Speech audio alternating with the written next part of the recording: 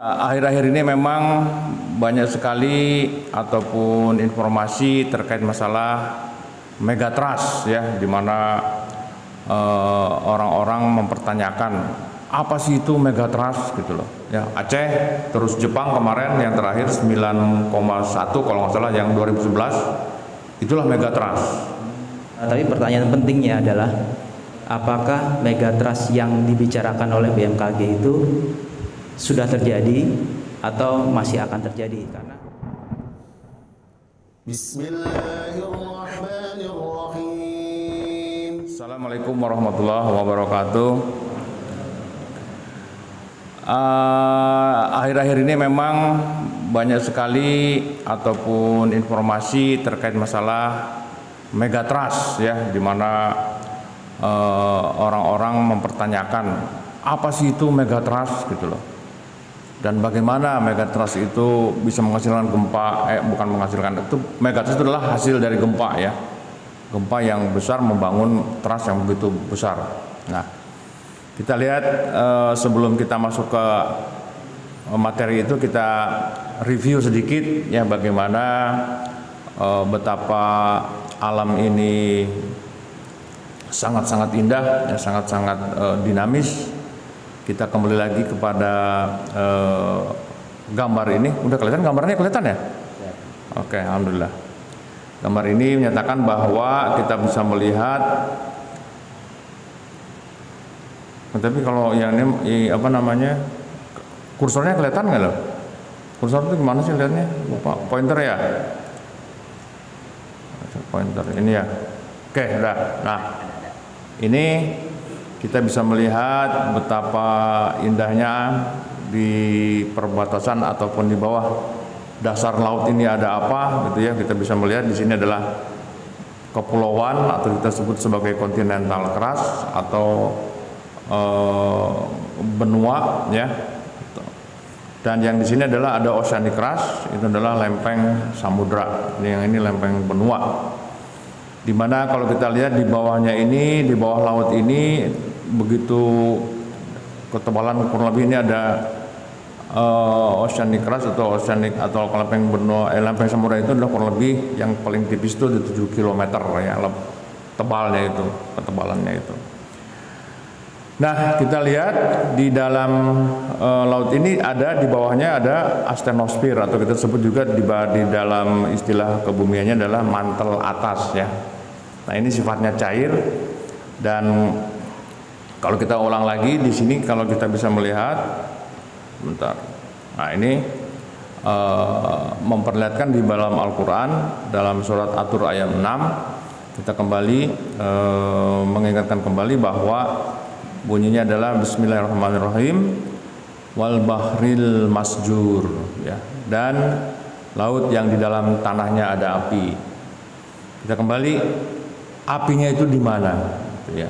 Nah, kalau kita bisa melihat tadi seperti ini, bumi ini kalau kita bumi dipotong ya, bumi kita potong, kita gergaji seperti layaknya jeruk dan tomat. Kalau kita potong di dalamnya ada ternyata ada struktur yang sangat-sangat ciri khas ya, bahwa ini adalah jeruk dan ini adalah tomat. Dan kalau bumi kita potong juga ada beberapa lapisan utama yang membentuk lapisan bumi ini, adalah ada inner core atau inti bumi. Inti bumi ini berputar-putar ya terhadap bumi kita sendiri dan sifatnya adalah padat. Sedangkan di luar ada outer core dan ini adalah sifatnya cair, makanya dia bisa berputar-putar. Lower mantle ini sifatnya adalah padat dan atasnya lagi adalah upper mantle, ini sifatnya cair. Yang paling luar ini adalah kulit bumi. Nah, kulit bumi itu terdiri dari dua, yaitu adalah lempeng samudra dan lempeng benua.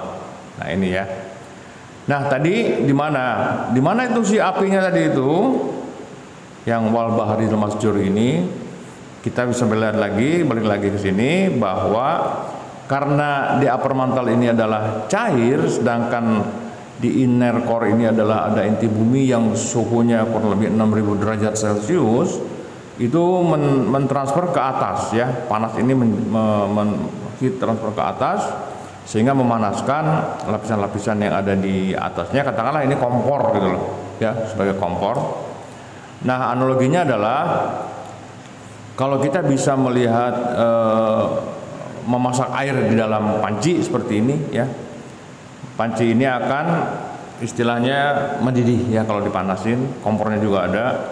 Nah, di dalam air mendidih ini akan terjadi yang namanya arus konveksi, ya. Nah, arus konveksi inilah yang menggerakkan lapisan kulit bumi yang tadi ada di atas, dan air di upper mantle ini juga sudah, katakanlah itu adalah lapisan yang sangat-sangat apa namanya, ya, bukan sangat cair, ya. Nah, itu sama identik ideal seperti yang kita memanaskan air dalam panci. Sehingga kalau kita bisa lihat di sini adalah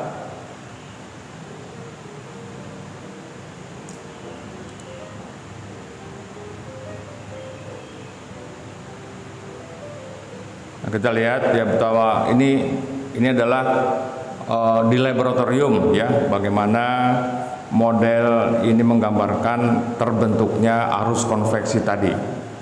Ini adalah media dipakai lampu 100 watt, ya, jadi panas. Ini adalah kompornya tadi itu. Kita bisa melihat panasnya itu adalah bisa membuat kolom air yang ada di dalam media ini akan menjadi terjadi arus konveksi. Kita lihat ada dua warna cairan, ada yang merah dan juga ada yang hijau, ya, situ. Kita bisa melihat seperti apa kejadian karena data dipanasin oleh lampu tadi itu. Terjadilah arus putaran tadi itu seperti ini. Nah, ini adalah putaran sudah mulai terjadi, ada yang naik. Kelihatan kan? Lihat, ya. Oke. Nah, terjadilah ada arus yang berputar-putar. Ini kalau kita tadi memanaskan air mendidih, terjadi arus berputar-putar seperti ini. Nah, inilah yang disebut sebagai api tadi itu, ya. Jadi api tadi itu memanaskan media ini sehingga dia media berputar-putar, terjadilah arus konveksi. Baik, kita masuk lagi ke sebentar. Nah, ini apinya tadi, ya. Nah, inilah yang menggerakkan tadi arus konveksi itu, menggerakkan lapisan oseanik keras atau lempeng samudra, dan di ujungnya bertabrakan dengan lempeng benua. Nah, inilah bagaimana dinamisnya bumi kita ini, bahwa di dalam laut dan tanah, dan laut yang di dalam tanahnya ada api. Inilah api kita, di mana inilah yang membuat bumi kita dinamis sehingga menggerakkan satu sama lain. Nah, kurang lebih inilah inti dari kenapa bahwa bumi itu adalah hidup, ya, bumi itu tidak diam. Baik, sekarang kita bisa melihat lagi seperti apa sih efek dari kejadian tadi itu, ya. Kita bisa melihat lagi sekarang, mungkin kita bisa kembali. Sudah kelihatan ini? Sudah, ya. Baik, apa itu megatrust di Sumatera dan di Jawa, ya. Lanjut, kita melihat bahwa dalam skala kecil patahan itu sebetulnya apa sih, gitulah. Nah, ini patahan dalam model skala kecil. Kita bisa melihat bahwa kalau kita bisa melihat blok yang ini, ya, ini ada seolah-olah yang ini adalah naik, yang ini adalah turun. Ini disebut sebagai patahan normal bahasa Indonesianya, ya. Ini patahan normal. Sedangkan kalau ini adalah disebut sebagai ngebaliknya, ini sebaliknya, yang ini ke bawah, yang turun, ini sebagai reverse fault atau patahan yang turun, ya. Nah, yang ini adalah disebut sebagai thrust, ya, thrust fault atau patahan naik. Agak miring sedikit tapi dia tajam sudutnya, ya, dibanding dengan yang normal dan yang reverse fault. Sedangkan yang kanan ini adalah slip atau strike slip fault, patahan geser. Nah, patahan geser ini banyak dapat di Indonesia, terutama di Sumatera. Ya, Sumatera ini ada patahan geser yang panjang sekali disebut sebagai Sumatra Fault atau patahan Sumatera yang juga sering menimbulkan gempa yang di situ. Nah, kenapa disebut sebagai patahan naik? Ya, ini kita bisa melihat model di lapangan ya, di dalam skala kecil ini kita bisa melihat begitu sudutnya yang landai ya. Ini adalah ada patahan juga yang diakibatkan. Nah, kalau ini lihat, bisa melihat ini umurnya yang atas ini kok lebih tua ya, 650 juta tahun. Sedangkan yang bawah yang cool itu batu bara itu kurang lebih 300 juta tahun ya. Kenapa begini? Nah, harusnya kan biasanya yang bawah ini yang tua dong ya. Tapi kenapa yang tua ini ada di atas? Nah, sudah berputar begitu ya, sudah berotasi. Karena tadi siapa yang menggerakkan? Siapa yang membuat dia bergerak, berputar seperti itu? Ayo, siapa? Tadi kan sudah jelas. Api tadi kan? Api yang arus konveksi ngedorong lantai samudra bertabrakan. Nah, ini di darat juga ikut terdeformasi ya, seperti itu kurang lebih ceritanya. Nah, begitu juga ini adalah patahan ya, betul betapa ini, kalau ini orang di sini kita kelihatan betapa besarnya ini ya. Jadi tapi dalam skala bumi ini kecil sekali ya dibanding dengan nanti yang disebut sebagai megatrust, itu lain lagi. Nah, juga mungkin ada yang lebih kuat ya, strukturnya tidak patah tapi dia melipat, ya, ngelipat dulu ya. Mungkin ada patahan juga di sini ya, patahannya tapi ada yang terlipat sampai dia folding lah bahasa Inggrisnya tuh ya. Nah, tapi di sini juga ada lagi yang ya udah melipat juga terkena patahan dan sebagainya. Nah, ini dalam skala kecil kita bisa melihat di dinding-dinding, kalau di pinggir jalan bisa kita melihat seperti ini. Kurang lebih orang geologi sangat-sangat senang kalau melihat hal seperti ini ya. Nah, bayangkan kalau kita melihat yang skala besar, inilah yang disebut sebagai megatrust, itu seperti ini ya. Terutama di zona tubrukan antara lempeng samudra dan lempeng benua, itu pasti di sini ada yang disebut sebagai megatrust sebagai hasil dari gempa bumi tadi yang besar. Nah, kita lihat seperti apa sih sebetulnya di daerah subduksi atau daerah tabrakan antar lempeng tadi itu. Ini kurang lebih ada movie-nya. Nah, ini kita bisa melihat di sini. Nah, inilah yang disebut sebagai patahan atau trans palung ya. Ini Bapak Ibu lihat bahwa di sini betapa indahnya gunung-gunung di bawah laut yang sudah juga disampaikan minggu lalu. Dan gunung-gunung bawah laut ini adalah merupakan produk ya dari tabrakan tadi itu. Dia membentuk gunung-gunung yang juga di dalam pertemuan yang lalu sudah kita sampaikan, sudah saya terangkan bagaimana kejadiannya bahwa gunung-gunung itu adalah tidak diam dan dia adalah berjalan bagaikan awan. Padahal kamu tidak mengetahui ya, seperti itu kurang lebih. Inilah gambaran pegunungan ataupun trends. Kalau dalam istilah geologinya disebut sebagai prisma akresi, accretionary prism, di mana gunung-gunung ini dibentuk oleh akibat adanya tabrakan dari oceanic crust dengan continental crust ya. Baik, kita masuk lagi ke gambar ini. Kurang lebih seperti inilah gambaran yang tadi adalah peta permukaan dasar laut, yang ini atasnya. Kalau kita potong dengan seismik, kita bisa melihat bahwa lapisan atau garis yang tegas yang biru ini adalah batas antara lempeng samudra tabrakan dengan lempeng benua, dan ini disebut sebagai daerah zona subduksi ya.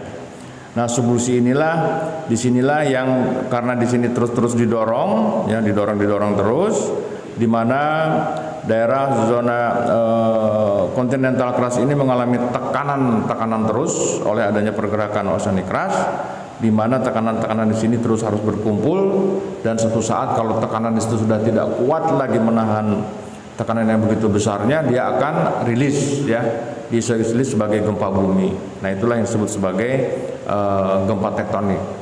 Nah, pada saat gempa tektonik itu terjadi, dia akan mendeformasi, ada reaksi dari batuan prisma akresi ini, dan itu bisa membentuk megatrust yang begitu besar ya.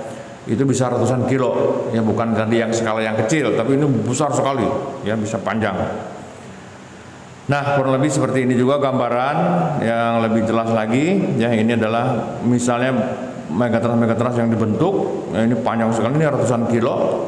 Bahkan ini juga sebagai produk dari megatrust yang di permukaan muncul ya. Dan ini juga di sini banyak sekali ya megatrust yang muncul keluar. Nah, seperti ini juga bisa kita lihat kalau ini adalah backtrust atau patahan di sini ya. Kalau kita lihat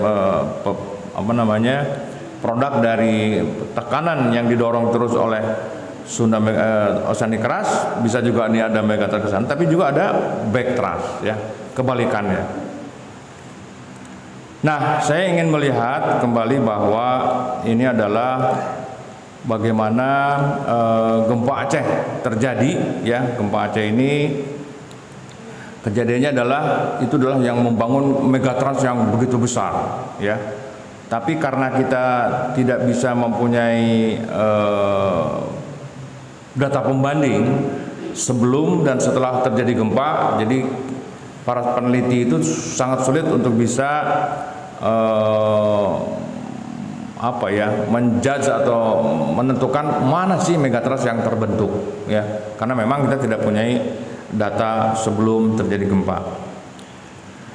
Nah, ini adalah bagaimana gempa Aceh itu terjadi ya. Gempa Aceh itu adalah dalam hitungan detik, tadi yang sudah ditekan itu dia melepaskan energi yang begitu besar sehingga dia mendeformasi ke arah depan, di arah tren, dan juga ke arah horizontalnya ke sana ya. Dan dia membangun dan mendeformasi struktur bumi ini kurang lebih dalam hitungan detik, bisa mendeformasi, membuat perubahan bentuk di dasar laut itu kurang lebih 1.300 km ya. Bayangkan itu jarak antara Jakarta Bali lebih jauh lagi ke sana, itu langsung berubah semuanya ya, berubah bentuk, dan itulah menghasilkan tsunami yang begitu besar di Aceh. Namun kita bisa melihat juga di sini bahwa kurang lebih ini seperti ini, yang mana sih sebetulnya yang membangun tsunami yang begitu besar di Aceh? Kita belum mengetahui ya, kita tidak tahu karena memang kenapa? Kita belum mempunyai data pembanding sebelum dan sesudah terjadinya gempa.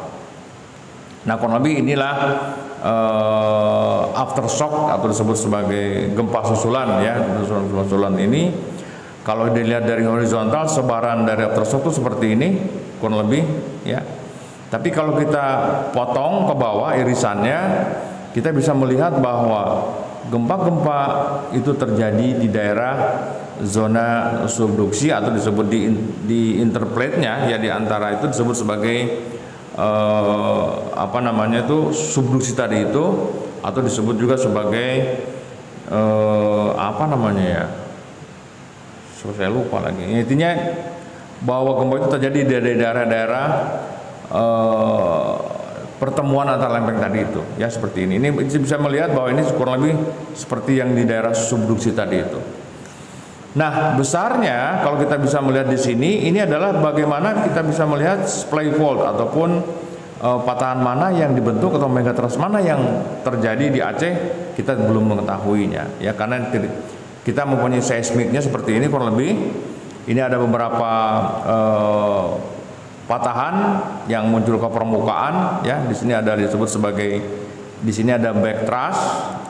Tunggu dulu, ini mati lagi ininya.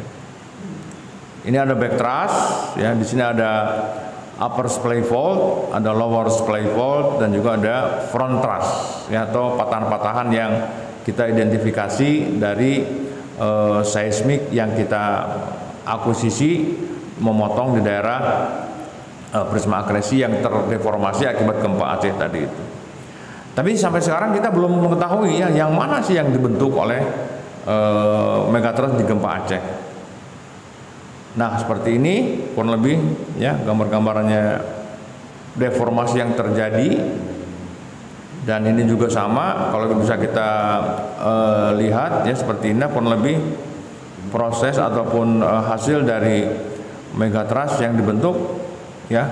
Tapi saat kita proses ke dalam ya seperti ini kurang lebih, pada saat kita melakukan riset di Aceh itu kita bisa melihat bahwa kurang lebih seperti ini kartunnya ya. Kita bisa melihat bagaimana proses terjadinya gempa itu, seperti inilah kurang lebih. Ini sudah menjalar ya gempanya, energi sudah menjalar dan mendeformasi seperti ini. Ya, jadi kurang lebih kalau tadi inilah belum terjadi gempa, ini mulai terjadi gempa, jalan energinya mendeformasi dasar laut tadi itu. Inilah terjadinya gempa atau ini yang naik seperti ini mendorong kolom air lautnya menjadi satu gelombang besar, di mana kalau kita lihat di pantai, kenapa pada saat akan datang tsunami air di pantai itu surut, ya? Karena dia ke bawah ketarik ke tengah, ya ketarik ke tengah membentuk gelombang yang besar. Maka pada saat surut janganlah kita mengambil ikan ataupun banyak koral di sana yang indah-indah sekali. Jangan larilah kita, ya karena kalau kita masih bermain-main di pantai karena dia surut tiba-tiba, tidak lama kemudian airnya akan datang. Nah itu akan menyapu kita tidak bisa lari lagi ke tempat jauh karena memang tsunami-nya sudah datang. Mulai seperti inilah ya. Pada saat ini sudah naik ya, ada satu daerah yang curam ya, sudah miring sehingga dia akan terjadi longsor. Nah, longsoran inilah juga yang bisa menimbulkan kembali tsunami ya. Nah, ini adalah bagaimana kita memetakan ya di daerah Aceh waktu itu. Kita bisa melihat bahwa betapa di bawah dasar laut itu telah terjadi deformasi yang begitu kelihatan dengan baik sekali ya. Kalau dengan kamera bawah laut ini kita menyelam dari kedalaman 3000 sampai ke 2000 meter tentunya, kita bisa melihat menjajaki bahwa betapa dasar laut itu di dasarnya sudah banyak sekali yang terdeformasi atau berubah bentuk akibat adanya tadi getaran yang begitu besar. Nah, kurang lebih seperti ini ya di bawah dasar laut di tempat Aceh ini, dan sampai ke puncaknya kita bisa melihat bahwa di puncak ini telah terjadi longsoran yang begitu besar. Kurang lebih ini adalah 1000 meter longsor ya, dan itu juga bisa menghasilkan tsunami yang baru ya akibat adanya landslide atau longsoran di dasar laut.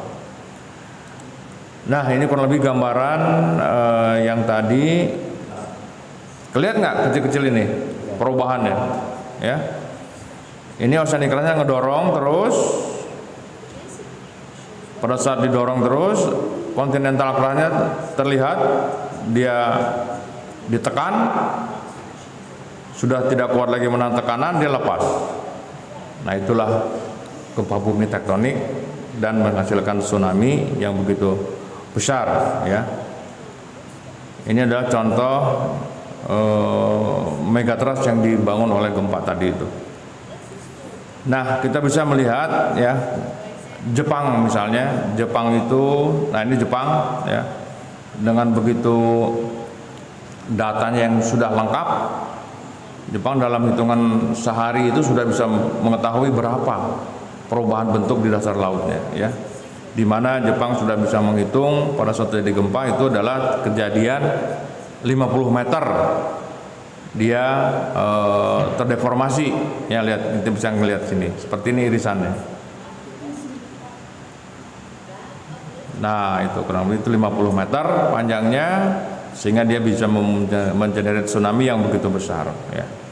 Nah, Aceh tadi kembali kita belum bisa mengetahuinya karena memang tidak ada data pembanding.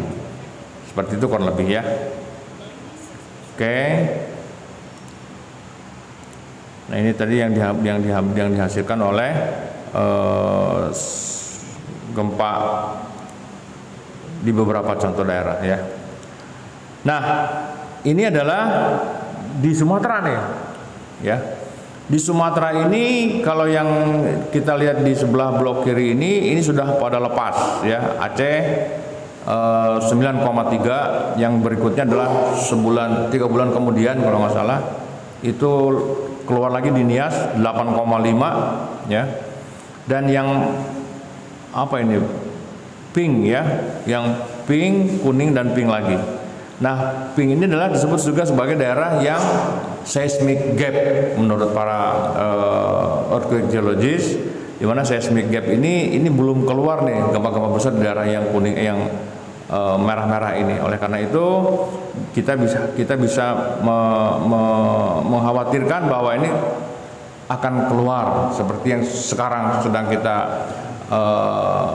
alami, di mana para ahli geologi ataupun BMKG terutama, ya, memperingatkan lagi kepada kita, bukan menakut-nakutin, tapi kita harus mewaspadai bahwa kemungkinan besar gempa-gempa besar terjadi di daerah megatrust itu juga akan lepas, tinggal menunggu waktu katanya. Tapi kan kita tidak tahu kapan terjadinya, ya.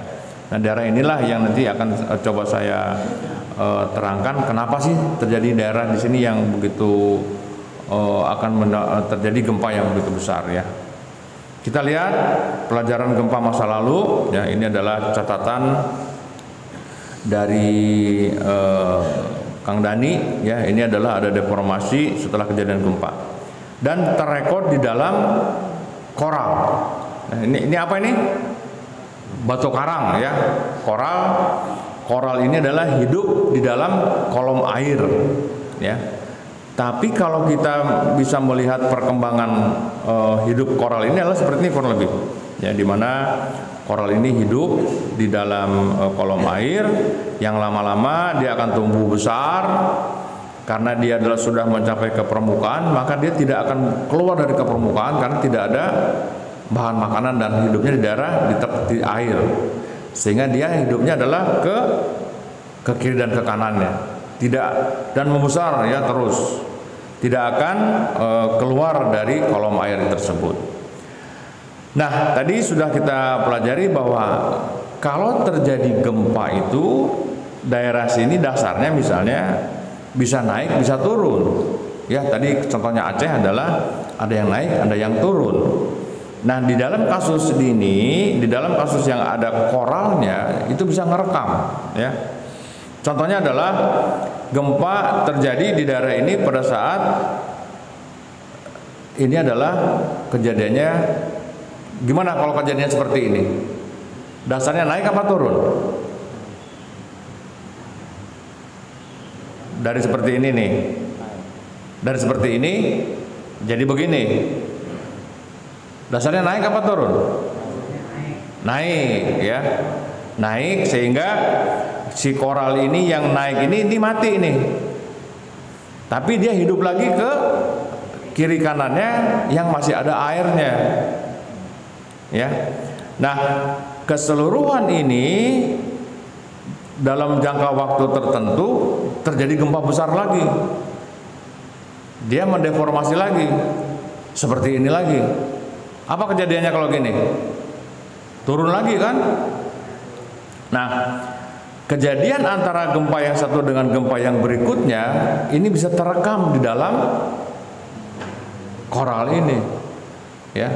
Nah, begitu lagi juga seterusnya sampai seperti ini, bolak-balik naik turun dalam hitungan kurun waktu tertentu, sehingga kita bisa menentukan bahwa dari koral ini kita bisa melihat adanya periode ulang, ya, waktu periode gempa yang terjadi berapa tahun sekali. Nah, inilah dihitung oleh Kang Dani dan teman-teman para saintis ini, kita bisa menentukan bahwa terekamlah beberapa gempa-gempa besar dan mereka sudah bisa melihat di mana batas-batas koral itu mati, hidup lagi, mati lagi, hidup lagi. Nah, terakhir adalah di daerah ini di daerah apa nih? Daerah Pagai kalau nggak salah, ya. Ini adalah tahun 1833. Nah, kalau hitungan dari rekaman tadi, ya, sudah kita bisa melihat bahwa waktu atau periode ulang gempa-gempa besar di situ itu kurang lebih terjadi antara 1400, 1600, 1800. Ini berapa tahunan nih? 1400 ke 1600 200 tahun ya. 1600 ke 1800 tadi terakhir 1833. 200 tahunan kan? Nah, 1833 sekarang udah 200 tahunan kan? Nah, jadi sekarang tuh yang tadi yang si BMKG bilang tinggal nunggu. Nah, ini udah 200 tahunan loh. Dari 1833 ke 2000-an. Sekarang udah 2024 ya. Tapi di setiap ujung 200 tahunan tadi itu kita nggak tahu nih, ada beberapa lama ya. Istilahnya ada, kita nggak tahu berapa lama-lamanya lagi setelah 200 tahunan itu akan kejadian gempa besarnya. Nah, di sini kita nggak tahu nih kapan. Nah, mungkin periode sekarang ini ya, ini yang harus kita khawatirkan. Nah, ini adalah ada statistik yang melihat ini adalah beberapa tanda-tanda yang ini akan lepas yang merah-merah ini. Ini adalah kopling ya, yang disebut sebagai daerah yang sudah rawan ya. Apalagi ini juga McCloskey dia bilang kalau saya ada di situ saya akan keluar dari daerah yang merupakan daerah-daerah yang kiranya akan digetarkan oleh gempa ini. Nah, oleh karena itu, karena di situ adalah sangat-sangat rawan, terutama di daerah Padang, Bengkulu dan sebagainya, daerah-daerah Sumatera Barat ini, saya dan teman-teman melakukan studi, melakukan survei seismik dengan seismik dalam, ya, dengan menggunakan streamer yang panjang sekali. Itu kurang lebih 15.000 meter atau 15 kilometer. Bayangkan panjang streamer ini adalah yang terpanjang barangkali survei seismik, karena memang ini adalah kita ingin melihat struktur lapisan bumi yang lebih dalam ya. Kenapa melakukan survei ini? Kalau memang terjadi gempa besar ini di daerah Sumatera Barat ini, tentunya kita bisa melihat deformasi atau perubahan bentuk akibat gempa besar tadi itu dibandingkan data-data antara sebelum dan sesudah gempa. Nah, ini adalah kurang lebih gambaran seismik tadi ya di daerah Padang. Ini bisa kita melihat bahwa lapisan lempeng samudra ini sudah menyusup ke dalam ya, seperti ini, di mana struktur sedimen permukaan oseanik keras yang menyusup juga tidak begitu smooth ya, tapi dia adalah bergerigi seperti ini, menandakan bahwa di sini ada daerah yang sudah lock ya, terkunci ya. Nah, inilah daerah seismik yang menggambarkan sebelum kejadian gempa Padang, yang mudah-mudahan tidak terjadi. Nah, kalau ini terjadi gempa misalnya, ini akan dijadikan sebagai pembanding referensi bagaimana melihat perubahan bentuk yang terjadi ya akibat nanti kalau memang gempa terjadi. Mudah-mudahan tidak terjadi ya. Nah, ini adalah struktur, karena saintis ini kita mempersiapkan seperti apa data-data yang harus kita akuisisi sebelum dan sesudah gempa yang besar terjadi. Nah, di satu sisi kita juga bisa melihat seismik yang berikutnya adalah memotong gunung bawah laut atau disebut sebagai seamound ya. Ini adalah seamound yang ditemukan cukup besar, gunung di bawah laut ini. Ini adalah kurang lebih panjang lebarnya kurang lebih 50 km dan tingginya kurang lebih 4.600 meter. Jadi sangat besar sekali gunung ini di bawah laut ya. Nah, McCloskey sudah menghitung, membuat model ya seperti ini. Kalau misalnya gempa di Padang itu terjadi di daerah Prisma Akresis ini, sebentar, ini kalau ada lagi pointernya. Pointer di daerah sini terjadi epicenternya misalnya, ini akan terjadi kurang lebih genangan ataupun tsunami yang akan menyerang pantai bagian barat Sumatera seperti ini. Tapi kalau memang terjadinya di daerah Forak Basin, pusat gempanya ini akan lebih besar lagi ya.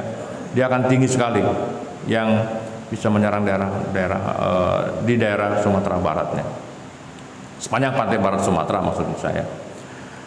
Nah, ini adalah bagaimana kondisi geometri ya yang ada di Aceh dan yang ada di Selat Sunda. Ini kurang lebih kalau kita perhatikan di sini gambar di Aceh ini kurang lebih sama ya dengan Selat Sunda, karena kalau kita lihat di sini di Aceh ada bati fault ya, di sini juga palungnya membengkok. Di Selat Sunda atau di Jawa Barat juga ada patahan Sumatera yang menerus sampai ke selatan Jawa Barat, dan di sana juga palungnya membengkok juga. Nah, ini kurang lebih strukturnya sama. Yang tadi disampaikan di sini adalah sudah lepas, tapi di sini hanya belum lepas, ditandai dengan adanya tadi seismic gap tadi itu ya. Nah, karena seismic gap ini juga merupakan hal yang sangat-sangat sulit kita prediksi ya, karena memang belum tentu bahwa seismic gap di situ adalah menyimpan energi yang begitu besar. Kita belum tahu, karena apa? Mungkin aja bisa dia nyusup sedikit-sedikit tapi energi sudah hilang. Karena ini adalah yang harus kita perhitungkan juga, bahwa walaupun memang sekarang banyak sekali yang memperingatkan, terutama BMKG, hati-hati, tinggal nunggu waktu. Belum tentu, mungkin mudah-mudahan ini juga bisa kita rilis ya dengan tangkis, dengan adanya kemungkinan energi belum terkumpul di situ. Nah, inilah kurang lebih kalau kita bisa melihat pergerakan dari di bumi ini bisa diamatin oleh GPS ya. Ini Pak Cecep dan kawan-kawan tahun 2002 mengukur dengan GPS, di mana kalau kita perhatikan di sini Sumatera ini sedang berotasi searah jarum jam ya, dan ini adalah menekan terus ke arah Jawa. Tapi di sini ada yang kecil di sini nih ya, pergerakannya melawan arah ke arah sini sedikit. Kenapa?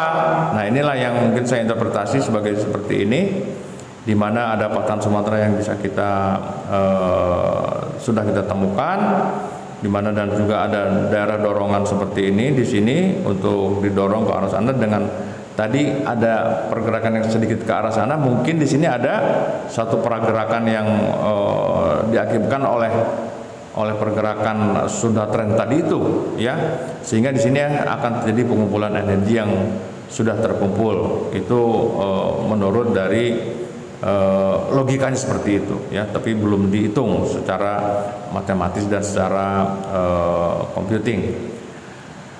Nah, berikutnya juga ini adalah Ibu Rahma sudah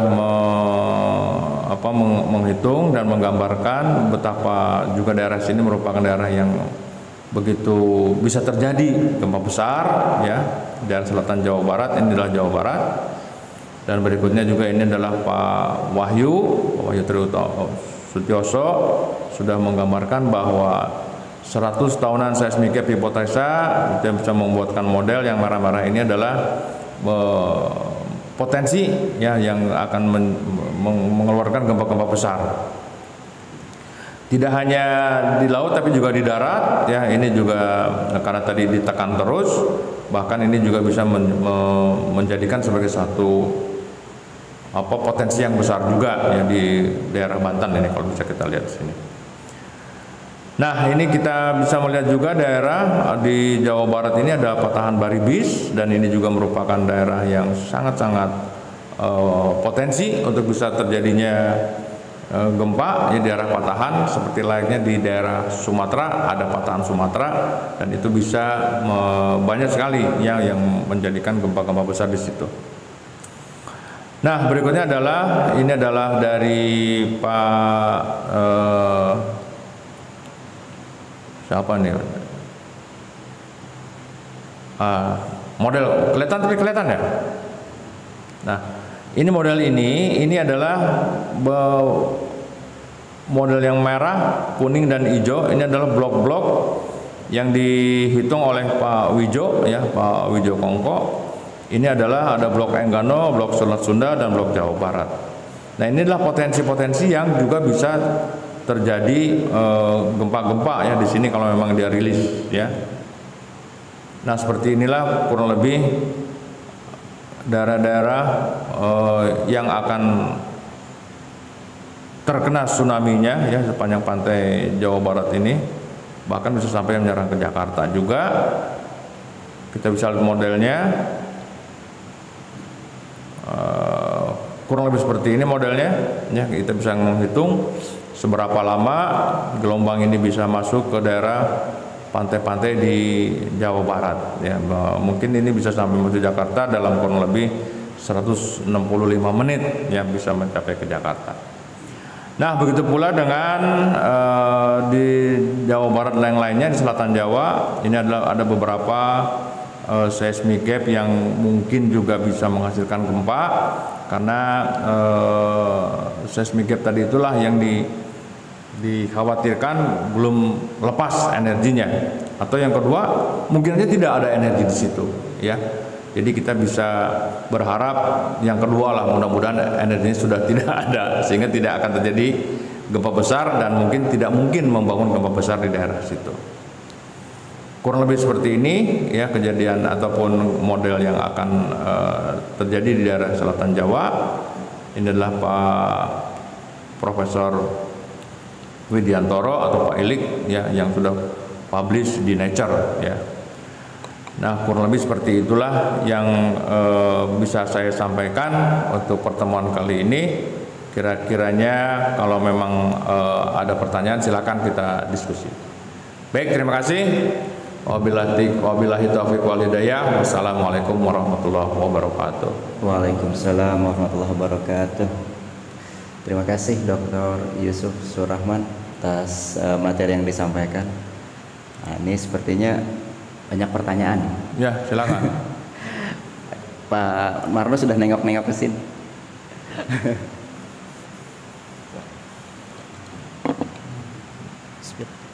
Assalamualaikum warahmatullahi wabarakatuh. Waalaikumsalam warahmatullahi wabarakatuh.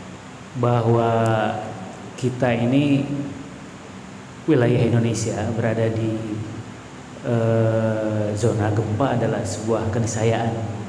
Karena Indonesia ini merupakan pertemuan dari beberapa lempeng tektonik, sehingga sangat berpotensi adanya gempa. Sementara gempa ini kan sudah ada sejak ribuan bahkan jutaan tahun yang lalu. Dan kalau dibandingkan dengan skala waktu kehidupan manusia itu tidak bisa dibandingkan, karena skala waktu geologi dan skala waktu hidup manusia kan beda. Kalau skala waktu geologi jutaan tahun, kalau manusia hidupnya paling 60-70 sampai 100 tahun. Artinya bahwa fenomena gempa ini akan selalu ada bahkan sejak zaman dulu sampai sekarang. Yang jadi pertanyaan adalah kenapa isu megatrust ini baru muncul sekarang gitu. Padahal kan aktivitas gempa itu sudah ada sejak zaman dulu. Bahkan sejak belum ada manusia hidup di muka bumi sudah ada gempa gitu.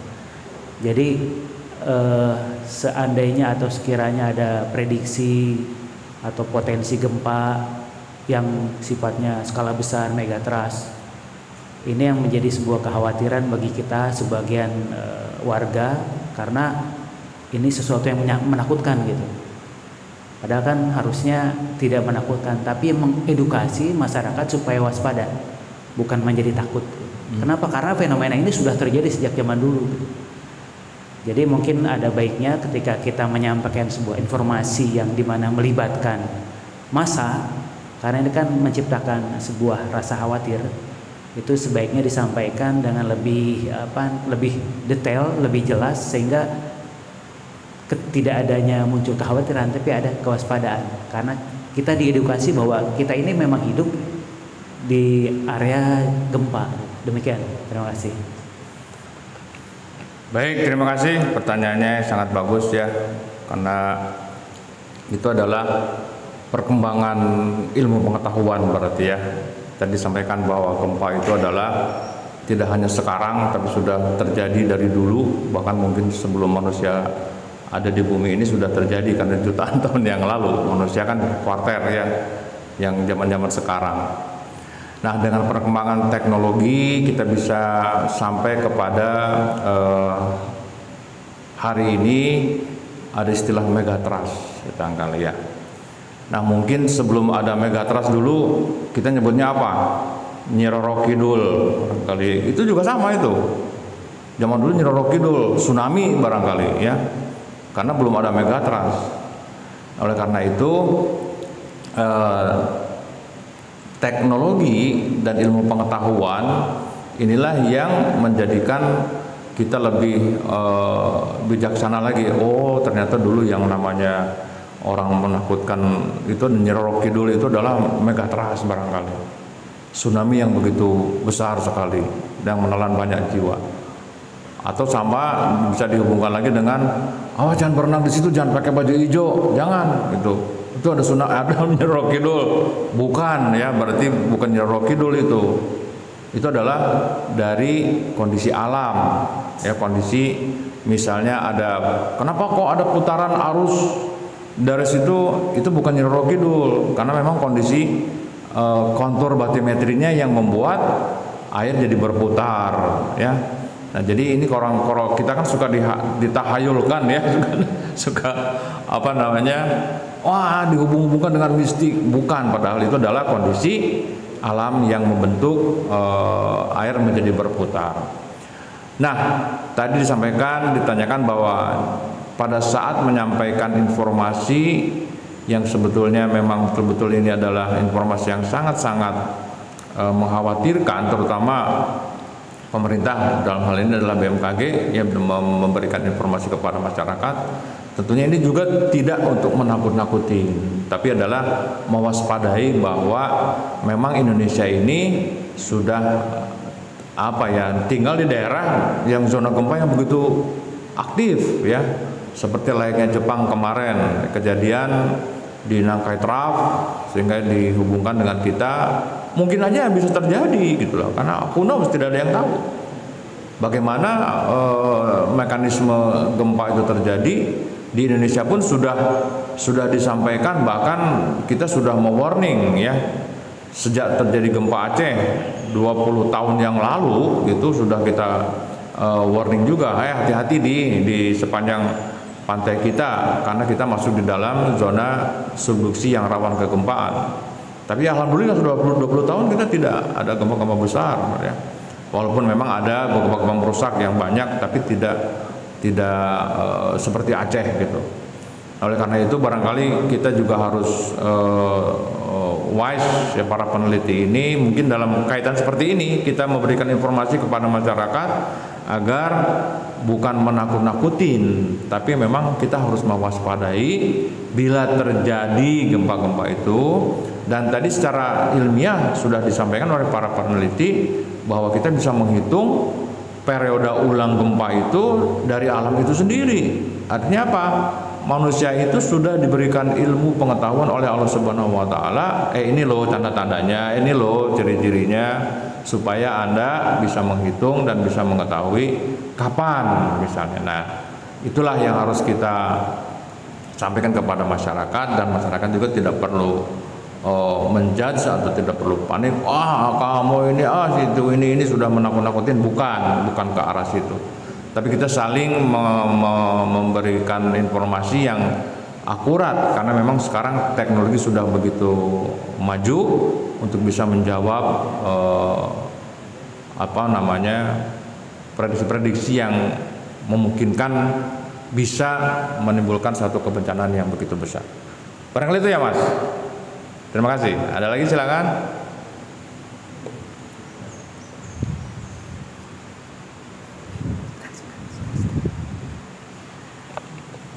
Assalamualaikum warahmatullahi wabarakatuh. Waalaikumsalam. Kalau di daerah Arab Saudi itu kan jarang ada gempa ya. Itu kira-kira kenapa ya? Apa karena memang nggak ada patahan, atau dari dulu dari sekarang memang nggak pernah ada gempa gitu ya?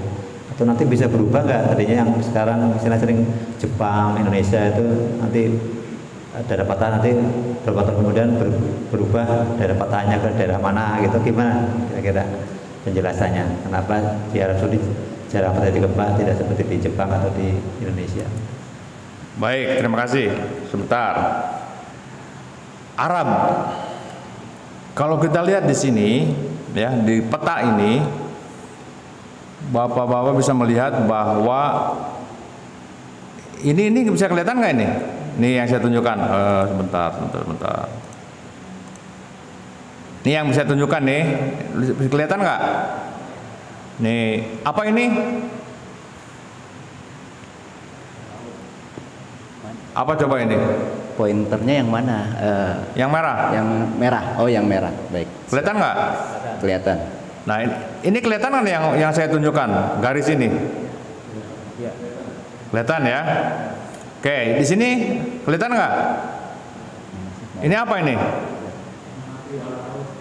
Kenapa? Gunung api bawah laut, atau sebut sebagai Mid Ocean Ridge, punggungan tengah samudra. Ya, apa ini? Pusat pemekaran lantai samudra. Yang mana? Yang bergerak tadi itu, ke kiri ke kanan. Jadi di tengah samudra ini, yang ini adalah bergerak ke kanan sana, yang ini bergerak ke kiri. Jadi kalau kita lihat di Pasifik, ini disebut sebagai, di Indonesia masuk ke dalam Ring of Fire. Pernah dengar nggak? Ring of Fire itu adalah zona subduksi di daerah Laut Pasifik. Kita telusuri lagi sampai ke sana, atau saya perbesar ya. Kelihatan nggak nih? Pasifik ke bawah. Kelihatan kursor saya? Kelihatan. Sini. Lihat lagi, yang satu ke bawah sini, nyambung ke sini ya, nyambung ke sini. Tapi yang ke utara sini lihat, kemana dia? Ini adalah Jazirah Arab, yang ini adalah Afrika. Bapak Ibu bisa lihat nggak? Ini memotong ke dalam Jazirah Arab, ke Laut Merah. Nabi Musa membelah laut di sini. Arab itu adalah apa ya? Pusat pemekaran lantai samudra yang masuk ke daratan. Jadi opening ya, bukaan antara Arab dengan Afrika itu sekarang sedang membuka dalam proses awal. Ini Arab ini bukan daerah yang aman, Pak. Itu seperti layaknya di San Andreas Fault di sini, di California. Di Arab ini sekarang juga sedang didorong-dorong terus kebuka. Nah, ada energi untuk mendorong-dorong ini, dan ini bisa menghasilkan gempa yang besar, menghasilkan patahan-patahan yang besar. Karena dia dia berada di daerah zona pusat pemekaran lantai samudra yang sekarang baru tahap awal sedang membuka Laut Merah ini. Nah, tadi yang disampaikan oleh Mas itu sekarang ini adalah waktu geologi ya, waktu geologi. Zaman Rasulullah ini sudah ada, zaman Nabi Musa sudah ada, sudah opening. Tapi kan pergerakannya cuma berapa sentimeter per tahun ya, kita belum, dibandingkan dengan apa namanya, pergerakan kuku kita lebih cepat ke kuku. Tapi ini adalah bergerak terus sampai sekarang. Jadi Arab kenapa nggak ada gempa? Saya pikir ada gempa, Pak. Ya, ini adalah pusatnya ada di sini gitu loh. Ya, energinya ada banyak sekali di situ. Jelas ya, Mas? Karena itu berada di dalam pusat pemekaran lantai samudra. Ini aja yang jaraknya jauh ya, di tengah sana sini jaraknya jauh, terjadi subduksi yang menjadikan daerah Ring of Fire. Nah, Arab dekat benar gitu loh, pusatnya dengan pusat pergerakannya ya. Ini peta yang sangat-sangat informatif, bisa menyerangkan kepada kita bahwa dua daerah, yaitu adalah daerah Arab dan daerah San Andreas Fault di California, itu ancaman gempanya besar, Pak. Ya. Baik, ada lagi? Satu lagi. Assalamualaikum Ustaz. Waalaikumsalam warahmatullahi wabarakatuh. Apakah ada cara untuk mengantisipasi dari akibat dari gempa ini? Apakah mungkin hijrah atau bagaimana Ustaz? Baik, ancaman bencana itu tidak hanya gempa ya. ancaman bencana ini bisa banjir, bisa puting beliung, ya, bisa kilat atau apa namanya tuh, ya itu ya banyak sekali. Jadi kalau gempa ini memang di Indonesia yang paling aman itu adalah di Kalimantan, ya, di situ, karena memang subduksinya sudah tidak aktif. Nah, masalah hijrah ataupun antisipasi, bagaimana kita bisa mengantisipasi hidup di daerah kegempaan, ya tadi itu, kita adalah bisa merekayasa bagaimana bangunan-bangunan yang kita bangun bisa menyesuaikan dengan kondisi atau peta yang sudah dibuat juga oleh para ahli kegempaan. Ada peta-peta seismik yang di mana yang kurang lebih bisa menghasilkan gempa-gempa yang bisa merusak, ya, dan sebagainya. Nah, tentunya juga belajar dari rangka kegempaan di Jepang misalnya.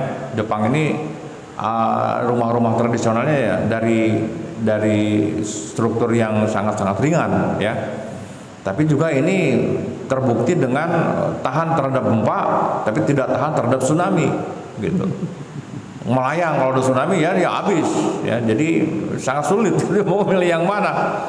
Aman terhadap gempa tapi tetap aja tsunami-nya nyerang. Jadi memang kita harus hidup di dalam kondisi yang seperti kita di Jepang, ya, harus menyesuaikan seperti apa yang sudah dilakukan oleh Jepang, misalnya merekayasa sistem bangunan yang tahan gempa seperti itu. Kalau memang harus hijrah, ya nanti gimana? Semua orang hijrah rebutan nanti, ya. Di sini ditinggalkan sayang juga, gitu loh. Nggak apa-apa. Kita hidup berdampingan dengan kondisi lingkungan yang ada, dan tentunya juga kita berpegang teguh. Mudah-mudahan Allah tidak memberikan suatu bencana yang besar pada kita. Amin, amin ya rabbal alamin. Silakan, ada lagi? Satu lagi Pak Ustadz. Ya, silakan Pak. Ya, terima kasih nih. Alhamdulillah Ustadz Yusuf, ternyata kajian ilmiah kita relate sekali dengan apa yang menjadi perhatian kita sehari-hari ini. Terima kasih juga pengurus DKM.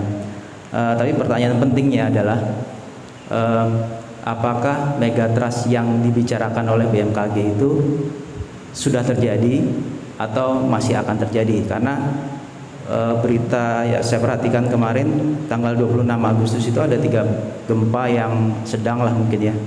Itu ada di Gunung Kidul Jogja, di Ternate Maluku Utara, dan di Pariaman Sumatera Barat. Itu terjadi pada hari yang sama. Dan itu kisaran menitnya atau jamnya hampir bersamaan. Mohon dijelaskan apakah itu yang dimaksud megatrust yang sedang kita bicarakan akhir-akhir ini atau masih belum lagi. Nah, terima kasih Ustaz. Mantap pertanyaannya, ya. Ukuran megatrust itu adalah, megatrust itu produk, ya, hasil deformasi gempa yang mengenerate patahan tadi itu. Nah, kalau gempa yang tadi disampaikan di 3 daerah tadi itu, di Selatan Jawa, Sumatera, dan Ternate, itu adalah gempa di bawah 6, ya, 5, sekian kan kalau nggak salah magnitude-nya itu tidak termasuk ke dalam kelas megatrust, masih gempa-gempa kecil. Megatrust itu udah sampai 8, 9 gitu. Ya, jadi mendeformasi kayak Aceh gitu. Ya, Aceh, terus Jepang kemarin yang terakhir 9,1 kalau nggak salah yang 2011, itulah megatrust. Jadi yang disampaikan oleh BMKG kepada kita itu belum terjadi, ya, karena kemarin itu gempa-gempa kecil. Nah, bisa aja ini membuat tanda awas loh misalnya, ya kita nggak tahu, ya, mungkin bisa terjadi yang lebih besar, wallahu alam. Tapi yang jelas bahwa itu adalah bukan yang disampaikan atau yang diperingatkan oleh BMKG, bukan, karena itu adalah masih skala kecil, ya, di bawah 6, 5, sekian kalau nggak salah, ya, dan pada waktu yang bersamaan bisa terjadi seperti itu. Baik, ada lagi, silakan. Terakhir nih Ustaz. Ya, silakan. Gak apa manggilnya Ustaz sekarang. Iya, kalau kita melihat fenomena kemudian kedahsyatan dari gempa atau tsunami, kemudian dahsyatan dan apa yang kita lihat ya, baik itu oleh kasat mata atau lewat penelitian, itu kan memang akhirnya mengembalikan kepada betapa besarnya Allah. Jadi ketauhidan kita kepada Allah, baik itu rububiyahnya yang mengatur, yang menghancurkan, yang menciptakan gitu. Nah, yang disampaikan di sini kemudian dikaitkan dengan firman Allah. Bagaimana nih interaksi Kang Iyung dengan peneliti-peneliti yang non muslim gitu ya. Saya kan suka dengar gitu ada peneliti yang kemudian mendapatkan hidayah. Ini ingin dengar juga dari komunitas saintis di Kang Iyung nih, apakah ada juga yang kemudian bisa mendapatkan hidayah dari Allah Subhanahu wa taala? Ada nggak ya kemudian betul nih di Quran sudah dijelaskan 1400 tahun yang lalu. Apakah sampai ke sana diskusinya di komunitas saintis itu, Ustaz? Menyampaikan informasi hal seperti ini tentunya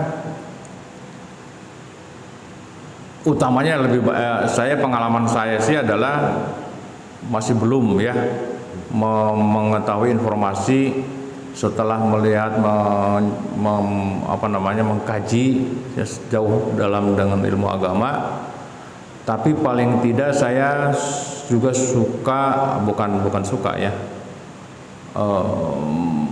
memberikan informasi ini kepada para mualaf tentunya akan lebih kuat lagi dia imannya. Tapi pengalaman saya itu adalah saya sudah menyampaikan ini dengan sensei saya di Jepang. Sensei saya itu geologis yang ya betul geologis lah, yang udah profesornya. Sensei, saya bilang tuh, masa sensei nggak tahu sih? Saya bilang tuh bahwa ini sudah diterangkan di dalam Al-Quran. Saya terangkan tuh, saya kasih terjemahan Al-Quran dalam bahasa Jepang gitu. Gimana menurut sensei? Wah, luar biasa katanya. Ya kan, saya bilang tuh, Rasulullah itu atau Nabi Muhammad itu bukan geologis loh, saya bilang tuh. Tapi beliau sudah bisa, beliau menyampaikan hal yang seperti ini tadi. Yang saya sampaikan juga adalah Atur ayat 6 dan An-Naml 88. Dia tahu, hebat banget katanya. Tapi nggak bisa dia karena sudah terpatri dalam dirinya adalah mungkin ateis ya, seperti itu. Mungkin saya nggak tahu ateis apa enggak, karena memang dia punya agama juga sih. Bahwa saya percaya sama Tuhan kalau saya sedang berada di dalam pesawat katanya. Karena takut dia kalau mau baru percaya dia. Kalau dalam kondisi takut dia percaya. Tapi secara knowledge saya sudah menerangkan hal seperti ini. Ya walau alam ya, sampai sekarang belum ada perubahan. Tapi ini merupakan satu kewajiban kita ya, sampaikan walaupun satu ayat, dan itulah tugas kita. Apalagi mungkin bisa lebih menyampaikan kepada non muslim agar mereka lebih kuat lagi imannya dan lebih mendekatkan lagi, dan betapa hebatnya Al-Quran itu barangkali itu akan terus kita sampaikan ya. Jangan sampai kita berhenti di daerah ataupun di lingkungan masjid-masjid saja. Saya juga waktu terjadi gempa Aceh waktu itu saya mengunjungi beberapa daerah-daerah dan saya menerangkan hal-hal seperti ini ke daerah-daerah di pedalaman supaya mereka mengerti, terutama di daerah-daerah yang rawan terhadap kegempaan. Dan alhamdulillah ya karena kita berada di dalam lingkungan, saya nggak tahu ada yang muslim ada yang enggak, tapi sampaikan saja, mudah-mudahan juga memang ada menerima mereka ya dengan dapat hidayah lah. Saya nggak tahu apakah mereka dapat tidak, saya wallahu alam. Tapi saya tetap waktu itu bersafari untuk menyampaikan informasi ini kepada masyarakat dengan mudah. Dan responnya ya alhamdulillah mereka sangat mudah menerima, karena memang saya berikan dengan gambar-gambar yang mudah untuk dicerna oleh masyarakat. Demikian, terima kasih. Terima kasih. Saya pikir sudah baru Ya. lihat jam, ternyata sudah sangat lewat syuruknya. Tapi mudah-mudahan apa yang disampaikan bermanfaat. Amin. Kami doakan semoga Allah menjaga dan memberi kesehatan terus kepada Dr. Yusuf Rahman. Amin. Memberikan pemahaman dan juga sambil berdakwah gitu ya. Amin. Saya serahkan ke Kang Yung untuk menutup, silakan. Baik, terima kasih kepada Bapak Ibu yang sudah hadir dalam kesempatan pagi hari ini. Dan mudah-mudahan nanti kita bisa nyambung lagi dengan topik yang lain yang bisa kita melihat betapa potensi laut ini masih sangat-sangat bisa kita harapkan ke depan. Demikian yang bisa saya sampaikan, mudah-mudahan menambah ilmu dari Bapak Ibu semua dan tentunya menambah lagi keimanan kita lebih kuat lagi ya dengan adanya informasi yang sudah saya sampaikan tadi. Demikian saya sampaikan, wabillahi taufiq wal hidayah. Assalamualaikum warahmatullahi wabarakatuh.